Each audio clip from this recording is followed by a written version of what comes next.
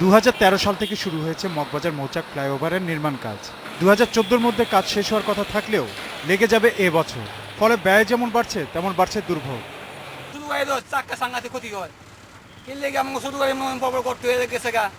এখন রাস্তা তো ঠিক হইতেছে না, ব্যয় ঠিক হইছে।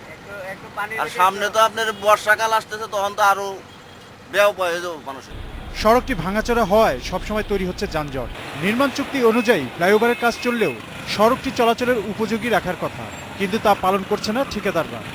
পিছনে দেনের দূরে রড বাইরে রয়েছে টায়ার জায়গা, ওই পিছনে খুঁটির কাছে।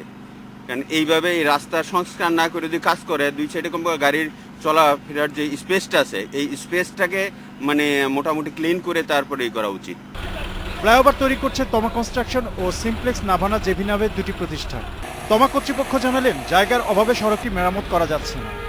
আমি এই জায়গাটাকে অনুপযোগী করতেছি, আবার এটা উপযোগী করে আরেকটা জায়গা অনুপযোগী হচ্ছে, যে কারণেই কিন্তু মনে হচ্ছে যে এটা কন্টিনিউ অনুপযোগী অবস্থা আছে। আসলে তা না, যে জায়গা অনুপযোগী হচ্ছে সেটাকে আমরা আবার গাড়ি চলাচলের ব্যবস্থা করে দিচ্ছি, কিন্তু আরেকটা জায়গাতে তো আমার কাটতে হইতেছে, যে কারণেই এই কষ্টটা কিন্তু টোটাল একটা সময় ধরেই সবাইকে একটু সহ্য করতে। ওই জন্য তো মানে দুঃখ প্রকাশ করা ছাড়া আমাদের আর কিছুই করার নেই।